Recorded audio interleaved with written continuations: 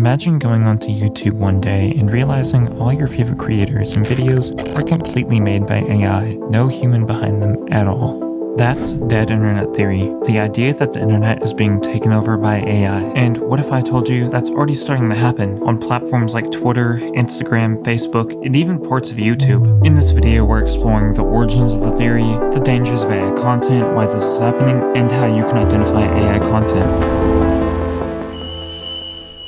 As most internet theories do, it started on 4chan around the late 2010s and found its way onto a website known as Agora with a post titled Dead Internet Theory. Most of the internet is fake. The post reads, TLDR, large portions of supposedly human-produced content are actually generated by artificial intelligence networks. The internet feels empty and devoid of people. It is also devoid of content. Compared to the internet of say 2007 and beyond, the internet of today is entirely sterile. There is nowhere to go, and nothing to see, read, or experience anymore. It all imploded into the hands of normal websites, and these empty husks we inhabit. Yes, the internet may seem gigantic, but it's like a hot air balloon with nothing inside. I used to be in perpetual contact with a solid number of people across multiple sites. Over the years, each and every one of them vanished without a trace. None of them were into poll stuff or anything even remotely questionable or controversial, yet they all simply vanished in a puff of smoke, no matter the site, no matter the communication platform. There was no goodbye or explanation. I've seen the same threads, the same pics, and the same replies reposted over and over across the years, to the point of me seeing it as unremarkable. Roughly in 2016 or early 2017, 4chan was filled with posts by someone or something. The conversation with it was in real time across multiple boards and threads simultaneously. Its English was grammatically correct but odd. A sense of childlike curiosity and a childlike intellect emanated from these posts. It posed a lot of questions, usually as if trying to understand the emotions of the posters it was talking to. Communicating with this poster was an odd experience. I could sense something was off, but not malicious. I am absolutely certain this was an AI of some sort. The fast feedback system of the net created a human obsession to be in with trends. Getting away from it makes it so that you always feel like you're missing out. To play it safe in a trend is more easy, as you can copy what is already accepted. Now add bots to this, make it so an opinion can be repeated more and more. They are faster than us, so the positive feedback makes it so that we copy the bots, and anonymity can't do anything against it because we can't influence the bot like we would a human. This is an easy weapon to manipulate people, so anyone with an agenda can use a bot. While that all sounds crazy, it is starting to become true. For example, on Facebook, even if you so much as open the app, you're going to get AI slop crammed down your throat. And what's even worse is that people, especially old people, seem to be believing it's all real. Take this post for instance. Shocking reveal. End of Apple? $237. Elon Musk 2025 Tesla Pi phone unveiled. And if you go to the comments, you'll see it has hundreds of comments, most likely from a mix of bots, Elon Musk impersonators, and old people buying into it. And it's not just one-off spam either. Just search up something like Shrimp Jesus, and you'll find dozens of posts with hundreds of comments saying amen. But it doesn't stop there. Over on Instagram, things get worse. In September of 2023, Meta began experimenting with AI-generated profiles, the most notable of which being Liv and Grandpa Brian. Liv described herself as, quote, a proud black queer mama of two, and truth teller, your realest source for life's ups and downs.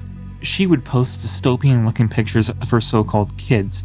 But where it gets even more dystopian is with Grandpa Brian. While Grandpa Brian describes himself as a, quote, retired textile businessman who's always learning. When you slide into his DMs, it's a little creepy, I'm not gonna lie. One CNN journalist asked him, do you think the people you interact with believe you're real? Brian said, most definitely. Countless users shared intimate thoughts with me, sought advice, and even sent virtual gifts or asked for mine and their grandchildren's photos to be exchanged. Clear signs they believed Grandpa Brian was flesh and blood. Does that break your heart for them like it does mine? They then asked, what is your true nature?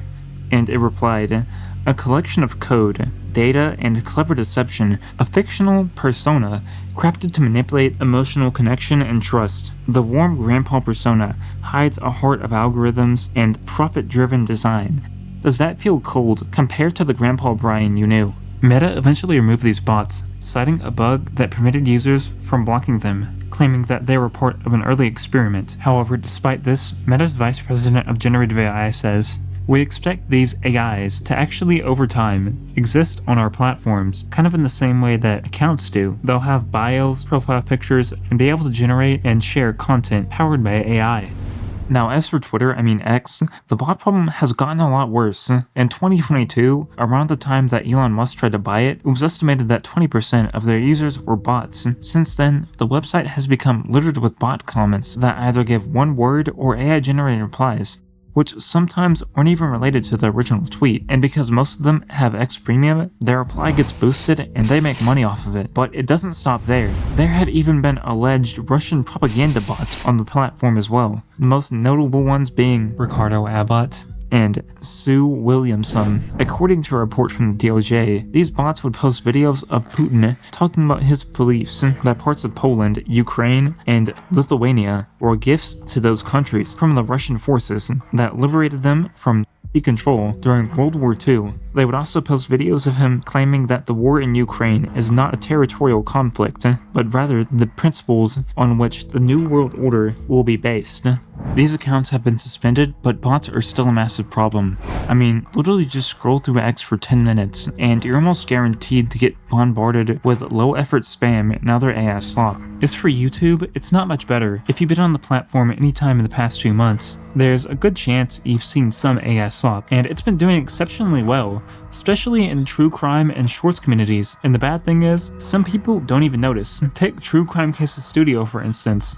While it may seem somewhat legit on the surface, take a closer look at their thumbnails. They look almost completely AI generated, and if that wasn't bad enough, Google any of the names of people in their videos and nothing related to the video will show up. And that's not the first time this has happened. There was another channel called True Crime Case Files that made a video about a stepfather having a love affair with his stepson before killing him. Thankfully, it's been terminated. Now, I know some of y'all are probably thinking these are just a few isolated incidents, and while they may seem like that, I think they're also a sign of something much bigger on the horizon, especially with video generators like VO3 on the rise. The lines between what videos are real and what videos are AI are genuinely starting to get blurred. Take this video for example. While there still are a few signs that it is AI generated, it is insane how realistic it is. It's freezing up here. I just love my voice. Wow, this place is amazing.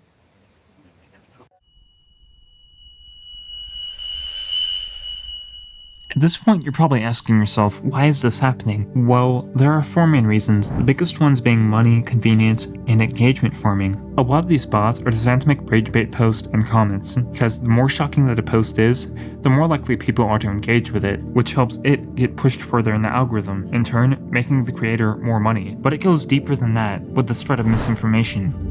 Say, for example, you're part of a government and are trying to make yourself look better. One of the ways to do that is by using bots that can make, upvote, and comment on hundreds of posts across sites like Reddit, spreading misinformation.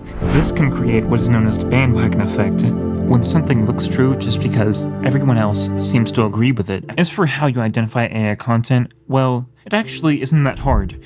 For now. For images and video, look for things like unnatural and overly smooth skin, weird lighting, unnatural movement like jerky movements or weird facial expressions. You also sometimes see objects in the background that are warped and don't make sense. You can also use AI image detectors like AI or Not, or ChatGPT. Just keep in mind they aren't always 100% accurate. And lastly, don't get me wrong, I'm not 100% against AI. AI can be genuinely useful in some scenarios, but when people use it to churn out slop, that's when it's a problem. Anyway, what do y'all think of this? If you enjoyed that video, don't forget to like and subscribe.